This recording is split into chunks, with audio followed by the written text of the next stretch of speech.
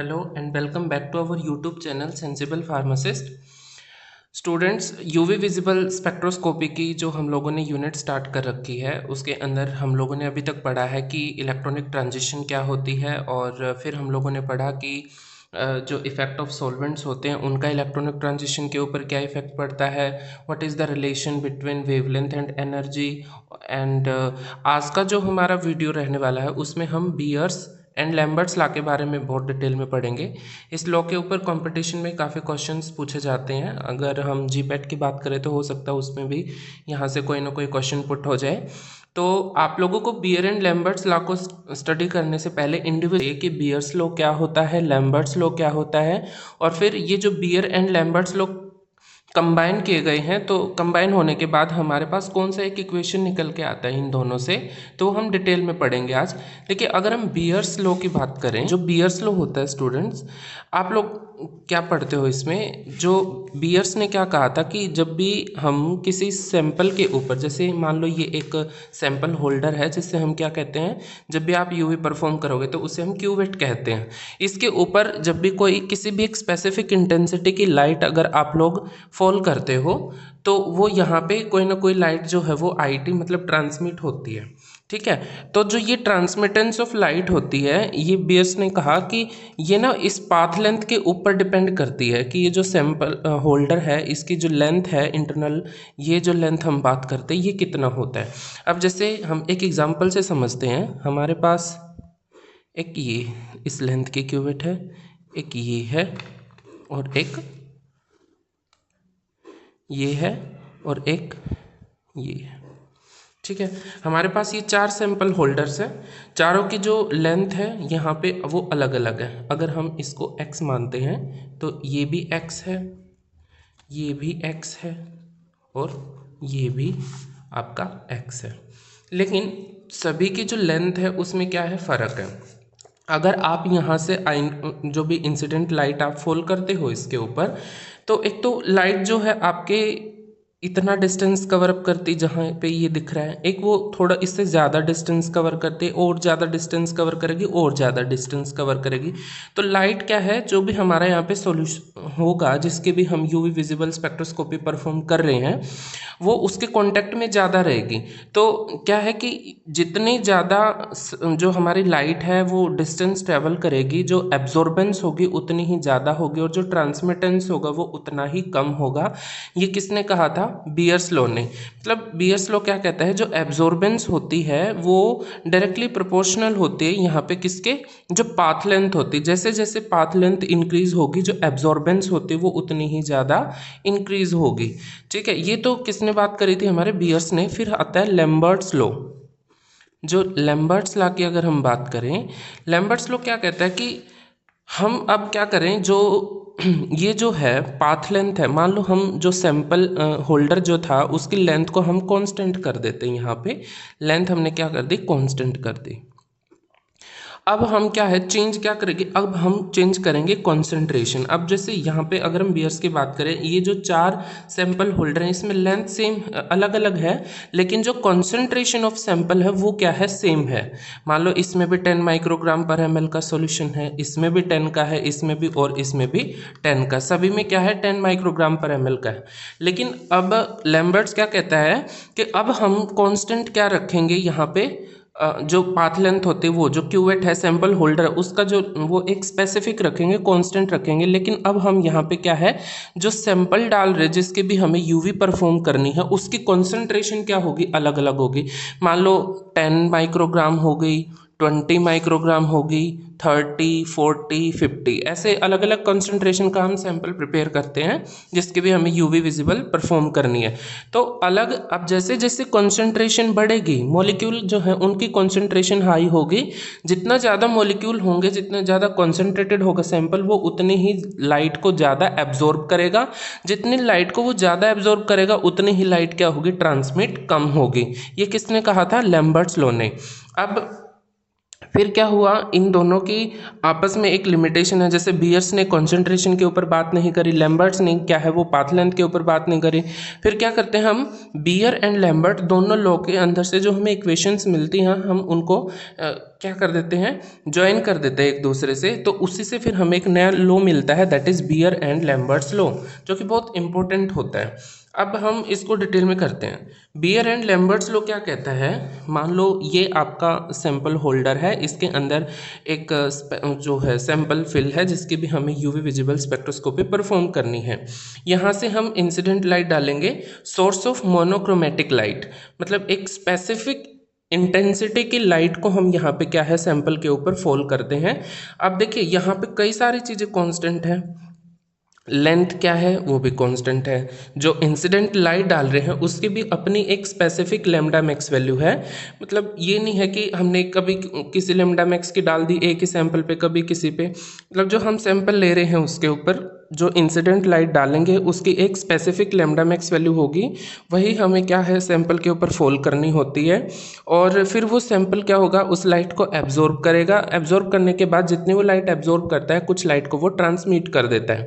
अब देखिए यहाँ पे हमें सिर्फ एब्जॉर्बेंस एंड ट्रांसमिटेंस दिख रही है, कुछ लाइट यहाँ पे क्या है रिफ्लेक्ट भी तो होती होगी, क्योंकि यहाँ पे जो सैंपल होल्डर है उसके भी मॉलिक्यूल्स हैं वो भी लाइट को रिफ्लेक्ट करते होंगे, लेकिन वो इतना कम रिफ्लेक्ट करते कि हम उसको क्या है नेग्लेक्ट कर देते हैं।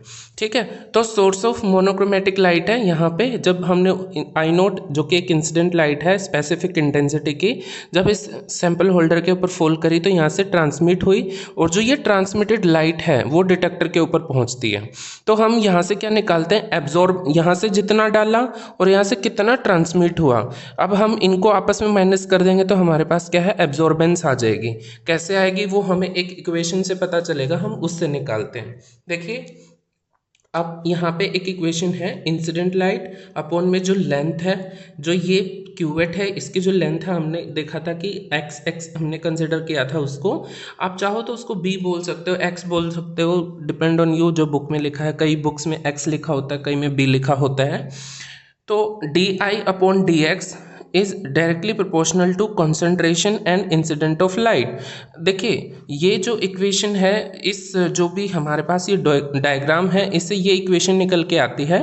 नेगेटिव साइन का मतलब क्या है कि यहाँ पे जितनी इंसिडेंट लाइट हमने इसके ऊपर डाली है वो एब्जॉर्ब करेगा और ट्रांसमिट कम हुई है, मतलब यहाँ पे जो ट्रांसमिटेंस लाइट है वो कम आई है, डिक्रीज हुई है। यहाँ पे जो लाइट है इंटेंसिटी उसकी तो डिक्रीज हुई है, तो हमने उसके लिए यहाँ पे क्या कंसिडर किया कि माइनस साइन आ गया, और फिर D I upon d x जितना लेंथ उसने ट्रैवल किया डिस्टेंस। ठीक है, फिर डी अब हमने क्या किया, जो ये साइन है माइनस साइन है इसको उधर की ओर मतलब शिफ्ट कर दिया। ठीक है, तो d I upon d x is equal to minus जो एल्फा सी इंटू आई, जो ये आपस में कॉन्सेंट्रेशन है और ये है। अब हमने क्या किया, आगे इस इक्वेशन को रीअरेंज किया है, जो आई वाली जितने भी टर्मिनोलॉजी हैं जो लाइट वाली हैं उनको हमने एक तरफ इकट्ठा कर लिया, और जो लेंथ है और जो कॉन्सेंट्रेशन है उसको एक तरफ कर दिया। तो अगर ये हम आई है इसको इधर शिफ्ट करेंगे तो ये जो डी एक्स है ये किधर चला जाएगा, हमारे राइट हैंड साइड चला जाएगा, तो हमें एक ये इक्वेशन मिली। ठीक है, for checking the decrement in intensity of light we integrate this equation, मतलब जो अब आप लोग यहाँ पे देखिए एक जो ये डायग्राम है आपका, इससे क्या है कि अब आपकी यहाँ पे लाइट आई है और यहाँ से निकली है, लाइट ने ये जो डिस्टेंस ट्रेवल किया है, अब यहाँ के मॉलिक्यूल ने कुछ लाइट को एब्जॉर्ब किया होगा, फिर यहाँ वालों ने कुछ किया होगा, यहाँ वालों ने, जैसे आपको मैं यहाँ पे बताता हूँ, जैसे ये एक क्यूवेट लिया आपने, ठीक है, इसका यहाँ से यहाँ तक मान लो कोई ना कोई डिस्टेंस है, मान लो 10 सेंटीमीटर, बस मान के चलो कि 10 सेंटीमीटर है। अब ये 2 सेंटीमीटर है, 4 है, 6 है, 8 है और यहाँ पे 10 है। अब जितनी लाइट यहाँ पे 2 सेंटीमीटर पे पहुँची होगी, क्या उतनी 4 पे पहुँची होगी, क्योंकि इसके मॉलिक्यूल ने कुछ लाइट को एब्जॉर्ब कर लिया होगा, तो इसके पास क्या है कम पहुँची होगी। फिर जितनी इसके पास पहुँची उतनी यहाँ पे नहीं पहुँची होगी, जितनी यहाँ पहुँची। अब यहाँ पे लाइट क्या है धीरे धीरे धीरे धीरे डिक्रीज हो रही है। अब हर पॉइंट के ऊपर क्या हो रही है, लाइट डिक्रीज हो रही है, तो हमें क्या करना होता है, हम किसी एक स्पेसिफिक पॉइंट के ऊपर कंसंट्रेशन नहीं निकालते कि लाइट की जो इंटेंसिटी नहीं निकालते कि वो कितनी एब्जॉर्ब करिए, हम थ्रू आउट जो क्यूवेट है वो सैंपल ही कितना एब्जॉर्ब कर रहा है उस लाइट को, हम वो निकालते हैं। ठीक है, तो फिर हमें क्या है, इंटीग्रेशन करना होता है। ये बखूबी आप 11th एंड 12th क्लास के अंदर पढ़ के आए हो, इंटीग्रेशन डिफरेंशिएशन क्या होता है आपका, तो हम वहाँ पे पढ़ेंगे। देखिए पढ़ा था उसी उन्हीं रूल्स एंड प्रिंसिपल्स को लगा करके हम इस जो बियर एंड लैम्बर्ट्स लॉ की इक्वेशन है उसको सॉल्व करते हैं। मैंने क्या बताया, for checking decrement in intensity of light we integrate this equation. जो अगर हम इस इक्वेशन का इंटीग्रेशन करते हैं तो देखिए di/i, इसका हमने क्या किया, इंटीग्रेशन, और जो हमारे पास ये इक्वेशन है इसका भी हमने क्या किया है, इंटीग्रेशन। इंटीग्रेशन किया कैसे, आप लिमिट एंड डेरिवेटिव चैप्टर पढ़ा, उसमें आप लोगों ने लिमिट्स लगानी सीखी होंगी। देखिए आई नोट से आई पे गई, आई नोट मतलब जो भी आपने इंसिडेंट लाइट डाली थी एक पॉइंट यहाँ से लेकर के, ये आई नोट था आपका, और यहाँ तक ये आई है आपकी। आई नोट से यहाँ से लेकर के यहाँ तक ही तो लाइट गई है, तो हम लोगों ने लिमिट लगाए आई नोट से लेकर के आई तक। ठीक है, अब ये जो अल्फा है और कॉन्सेंट्रेशन वो हम लोगों ने कांस्टेंट ली है, तो कांस्टेंट है तो इसका क्या ही इंटीग्रेशन होगा। पाथ लेंथ क्या है, अब हम डिस्टेंस को, अब डिस्टेंस यहाँ पे क्या है, मैंने बताया कि हर पॉइंट के ऊपर क्या हो रहा है, चेंज हो रहा है, मतलब इंटेंसिटी ऑफ लाइट है वो चेंज हो रहा है। डिस्टेंस तो हमने कांस्टेंट लिया, लेकिन जो लाइट है वो उसने इस पॉइंट से लेकर के यहाँ तक ट्रेवल किया है। अब यहाँ पर तो जीरो एब्जॉर्बेंस थी, लेकिन यहाँ तक जाते जाते लाइट डिक्रीज हो चुकी थी, तो हम यहाँ पे लिमिट लगाएंगे 0 से लेकर के b तक, अगर हम इस डिस्टेंस को b कंसिडर करते हैं तो। ठीक है, तो 0 से लेकर के b तक। अब जो ये इंटीग्रेशन है, अगर हम इसको नेचुरल लॉग में कन्वर्ट करते हैं तो नेचुरल लॉग क्या होता है हमारा, ln, क्या बोलते हैं हम इसको, ln। देखिए जो ये है ln, अब आई नोट जो ये हमारी लोअर लिमिट है, आई क्या है हमारी अपर लिमिट है, equal to minus alpha C.